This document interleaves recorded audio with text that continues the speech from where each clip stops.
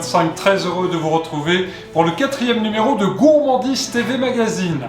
Sommaire très chargé cette semaine, je vous propose de le découvrir ensemble, sans plus tarder. 4e numéro, Gourmandise TV Magazine, c'est parti! Au sommaire de ce numéro 4 de Gourmandise TV Magazine, le livre de la semaine. Je vous propose des recettes fraîcheur. Par temps chaud, c'est utile, grâce au livre Canicule, signé Yves Jessenberger aux éditions Sud-Ouest. Nous découvrirons ensuite le musée Escoffier de l'art culinaire. C'est le coup de cœur de la semaine.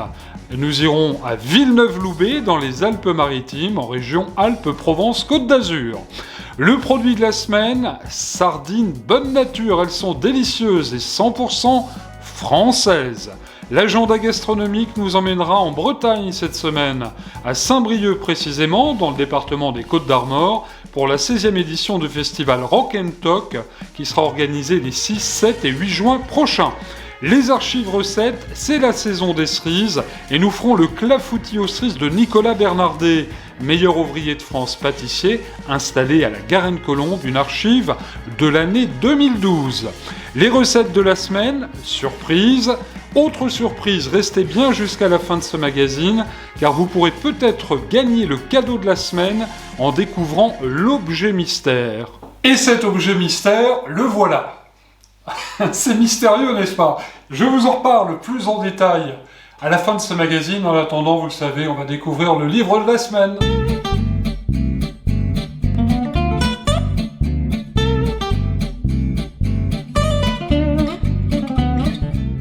Et le voici, le livre de la semaine. Regardez comme il est beau. Tout jaune comme notre soleil, avec un beau ciel bleu. Ça sera formidable d'avoir chez soi ce livre Canicule, recettes fraîcheur pour temps chaud. Du cocktail apéritif au dessert, le livre Canicule vous propose 35 recettes sans mijotage ni grillade pour des repas simples, sains et rafraîchissants. Fraîcheur et simplicité sont au rendez-vous. Vous pourrez ainsi faire ces recettes pendant toute la durée de la belle saison. Alors ce livre donc vient de paraître aux éditions Sud-Ouest dans la collection Cuisine et Vins du Sud-Ouest. Je vous le recommande. En tous les cas, j'ai déjà essayé en ce qui me concerne quelques petites recettes et je peux vous dire que c'était absolument délicieux. Je vous le recommande, ça vient de paraître donc aux éditions Sud-Ouest.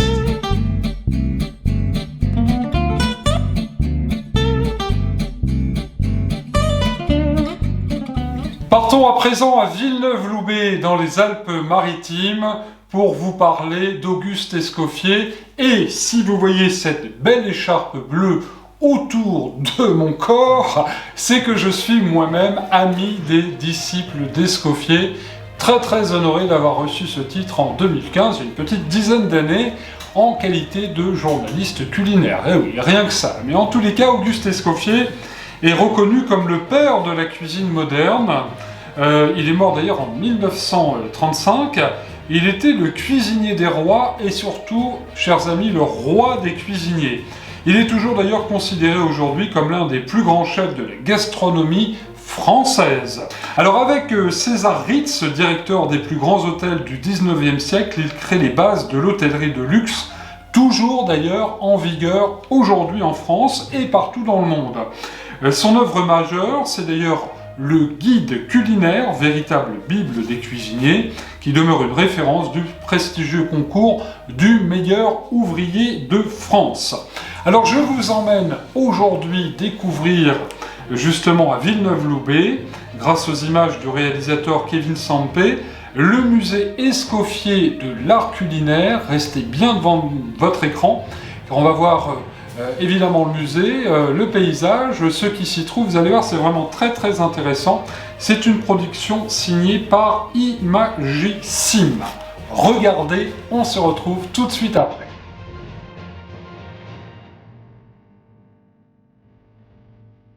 C'est ici, à Villeneuve-Loubet, que le père fondateur de la cuisine moderne est né, un beau jour d'octobre 1846. Auguste Escoffier y a passé les 13 premières années de sa vie. L'ancienne maison natale du maître s'est muée en 1966 en musée de l'art culinaire tout entier dédié à la gastronomie sous toutes ses formes, ustensiles, menus, tables et archives.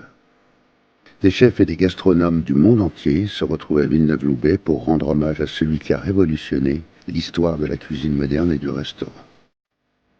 Donc je suis Michel Escoffier, l'arrière-petit-fils d'Auguste Escoffier, le chef emblématique qui est à l'origine de la gastronomie moderne telle que nous la comprenons aujourd'hui. Auguste Escoffier a eu un impact important effectivement sur la profession, en particulier pour avoir introduit des standards de comportement et d'organisation en cuisine.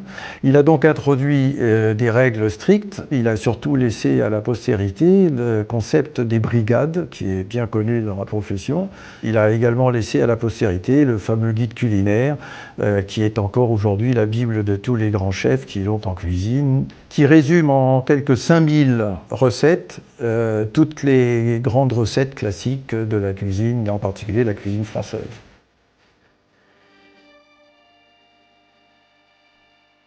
Ça n'est que plus tard, dans les années 60, que Joseph Donon, ayant gardé des liens avec ses homologues, ses collègues de France, les grands chefs de l'époque, les Paul Bocuse, Troisgros, Guérard, Verger et d'autres, a proposé de créer une fondation en l'honneur de leur maître et, pourquoi pas, un musée de l'art culinaire dans la maison natale où nous sommes actuellement.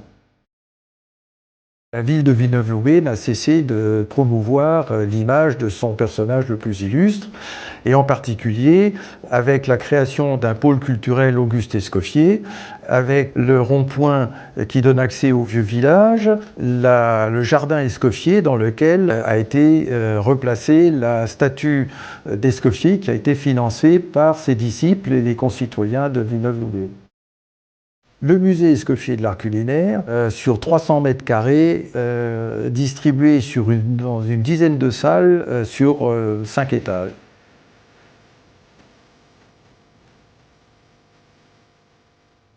Et dans ces salles, à part 2 qui sont consacrées à Auguste Escoffier lui-même, et les autres salles sont consacrées à l'art culinaire, et en particulier une qui a beaucoup de succès auprès du public, qui est la salle de la pâtisserie. Et puis donc l'art culinaire est mis à l'honneur sous diverses formes, avec des ustensiles d'époque, des instruments conçus par Escoffier. Nous avons souvent la visite des groupes de jeunes, d'étudiants qui viennent des lycées. Un jeune qui était à l'école avec mon fils est venu après me dire que faut-il faire pour devenir cuisinier, et ça m'a un peu ému. J'ai dit déjà, pas hésiter à aller à l'école, apprendre le métier, parce que c'est quand même la base. Et aujourd'hui, je crois que nous militons beaucoup pour que ce métier soit à la fois appris à l'école, mais aussi en apprentissage, parce que finalement, l'important dans un métier qui est manuel, c'est d'être confronté avec un chef qui vous guide à la manipulation et à l'exécution de tâches et de techniques qui font partie donc, de l'art culinaire. Auguste Escoffier, quand il est décédé, a eu droit à la construction d'un petit édifice au cimetière de Villeneuve-Loubet, qui est sur la colline, ce qui fait que les visiteurs japonais, qui sont souvent d'ailleurs des professionnels, ne manquent jamais d'aller rendre visite et rendre hommage à leur maître au cimetière de Villeneuve-Loubet. C'est donc ici, dans ce charmant village de Provence, que chaque année, touristes étrangers, professionnels et passionnés, viennent célébrer la mémoire de l'auguste chef Escoffier, qui restera à jamais dans le cœur des gastronomes. Magnifique et vraiment très intéressant. Je remercie encore d'ailleurs le musée Escoffier de nous avoir prêté ces images, et en particulier Justine Escudero, que je salue bien. Alors un petit mot, car vous savez, en plus du musée, il y a beaucoup d'activités, il y a un agenda fort rempli tout au long de l'année. Et je vous propose de participer à la prochaine balade au pays d'Escoffier. Ça se déroulera le samedi 24 mai prochain, et si vous n'êtes pas disponible, il y aura une nouvelle date proposée le 21 juin prochain. C'est le musée d'ailleurs qui vous propose donc une nouveauté en partenariat avec l'Office de tourisme de Villeneuve-Loubet. Ça s'appelle la balade au pays d'Escoffier. Chaque mois, vous profitez d'une visite guidée en exclusivité, non seulement de la maison natale d'Auguste Escoffier, mais aussi du village. Et c'est vrai qu'il est fort joli, ce village de Villeneuve-Loubet. J'en profite d'ailleurs pour saluer tous nos amis qui nous regardent dans le sud de la France. Ils sont extrêmement nombreux. Alors habituellement réservé au groupe, d'ailleurs cette balade est proposée exceptionnellement à toutes les personnes seules, aux individuels, donc il faut en profiter, c'est une opportunité rare à ne pas manquer. Alors infos et réservations auprès de l'Office de tourisme de Villeneuve-Loubet, ou alors je vous donne le téléphone, notez bien, 04 92 02 66 16, je répète, 04 92 02 66 16, et puis évidemment sur le site internet du musée, musée-escoffier.com. On va tout de suite quitter le sud pour aller en Vendée, à Saint-Gilles-Croix-de-Vie, car voici, chers amis, le produit de la semaine.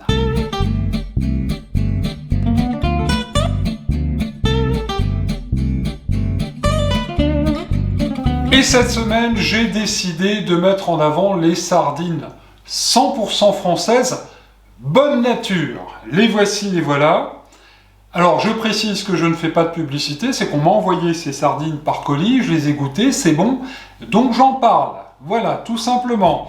Et quand c'est bon, faut en parler, d'autant plus que c'est 100% français. Regardez, du bateau à la boîte, le Paris 100% français de bonne nature, regardez comme elles sont belles. La marque lance une première en France avec ses sardines en conserve, 100% locales. Elles sont pêchées artisanalement sur nos côtes et préparées en Vendée. Et je peux vous dire qu'à l'heure où la quasi-totalité des conserves de poissons est importée, cette initiative mérite quand même que je vous la signale dans Gourmandise TV Magazine. Il s'agit là d'un circuit court, savoir-faire traditionnel, et pour y avoir goûté, je peux vous dire qu'elles sont absolument délicieuses. Alors, Bonne Nature, vous le savez, c'est une marque française, je viens de vous le dire, mais en plus, c'est une marque bio de la société Gendreau, une grande famille qu'on connaît bien là-bas dans la région, située à Saint-Gilles-Croix-de-Vie, donc en Vendée.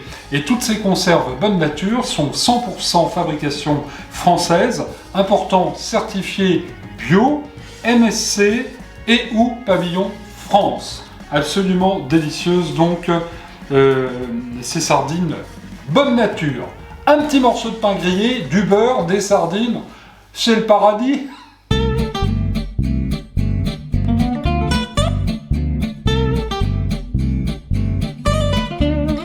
J'espère que tout va bien chez vous, que ce numéro 4 de Gourmandise TV Magazine vous plaît. Chez vous, bien installé dans votre canapé ou au bureau, vous nous regardez, je vous remercie infiniment de votre fidélité. On part tout de suite en Bretagne pour l'agenda gastronomique.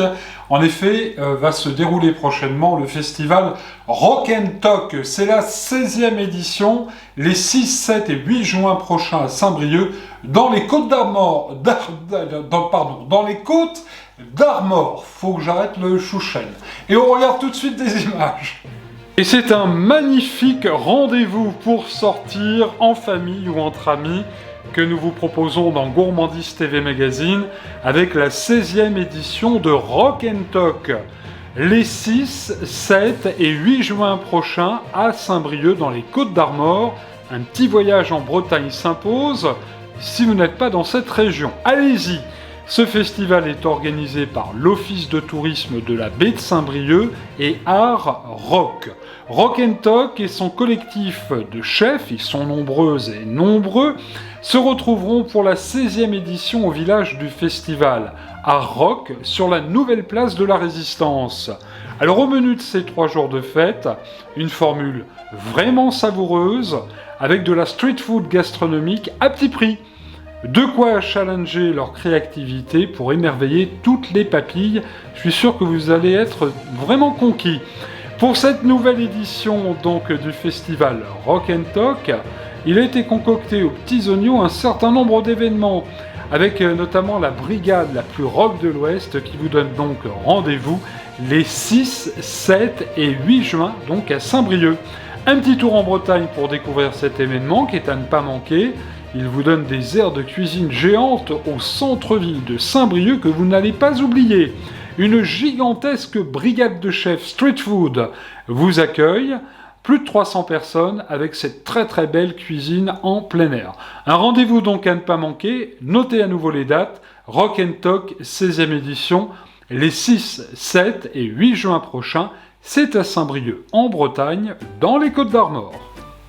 Magnifique, je pense que vous allez vraiment vous régaler, hein. N'oubliez pas ce rendez-vous. Et puis je vous signale, toujours dans la région, le festival de la gastronomie qui aura lieu toujours donc dans la région, et plus précisément au château de Quintin, les 14 et 15 juin, une semaine après. Ça, faut pas le manquer non plus. Une trentaine de chefs de toute la Bretagne vous donnera rendez-vous dans ce magnifique château. Cette année, eh bien sachez quand même que c'est le chef Patrick Bertrand du Relais Bernard Loiseau, que chacun connaît, 2 étoiles au Michelin, qui est le parrain du festival. 3 concours culinaires, cuisine, dessert et amateur, les bras zéro des chefs, un bar à vin, de la street food une fois de plus, cantine des chefs, bref, il y aura vraiment plein de choses pour vous régaler au château de Quintin. Il y aura également un marché de producteurs et d'artisans du terroir. Soirée d'ouverture, chers amis, le 13 juin, festival le 14 et 15 juin. L'entrée est libre. Alors là, on en profite doublement. Festival de la gastronomie, du château de Quintin, impasse de la Pompe, c'est l'adresse, 22 800, c'est à Quintin. Cherchez sur internet Festival de la gastronomie du château de Quintin et vous tomberez sur le site où vous pourrez avoir toutes les informations. Attention, l'objet mystère, ça va pas tarder.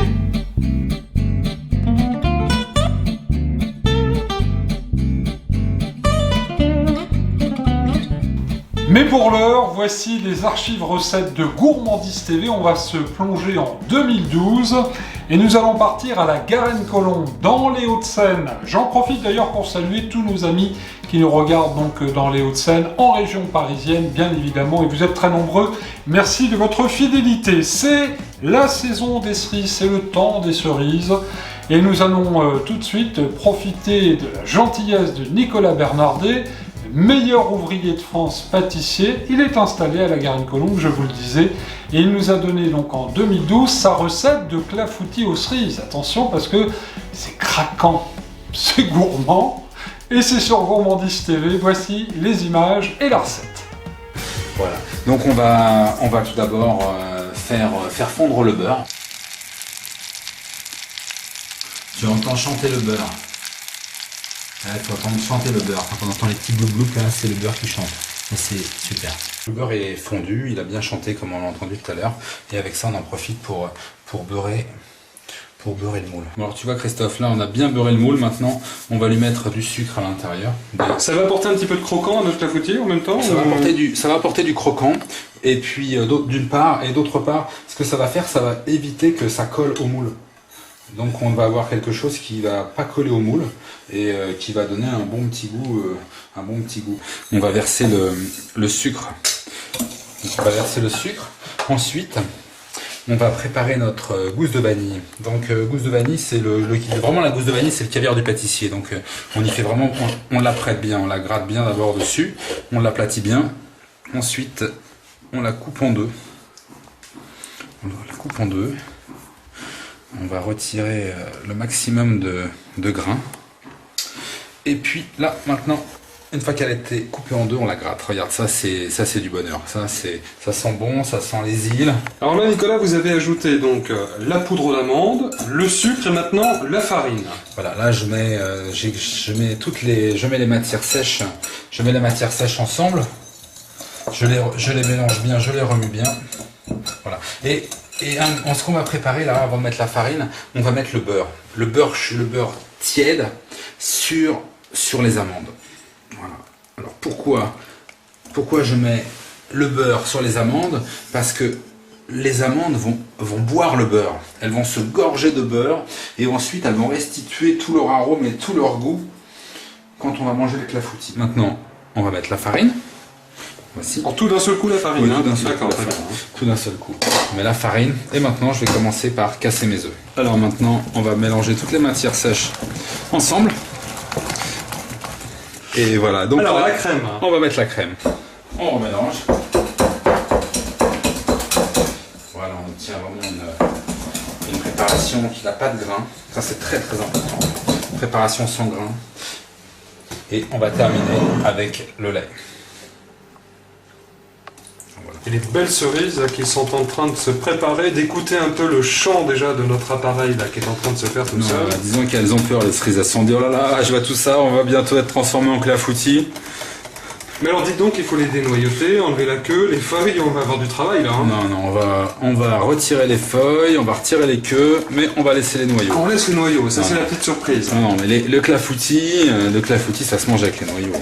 Tu sais Christophe, quand les cerises vont cuire avec le noyau, c'est un peu comme si tu cuis une côte de bœuf. La côte de bœuf, tu la cuis sur l'os, hein, parce que ça donne du goût. Les cerises, c'est pareil. Si tu les dénoyotes pour mettre à l'intérieur, bon, c'est sûr, ce sera plus facile à manger, mais ça n'aura pas le même goût, quoi. Les noyaux d'amande, quand les cerises vont cuire, les noyaux d'amande vont donner du goût à ton clafoutis. Donc très très important de laisser les noyaux.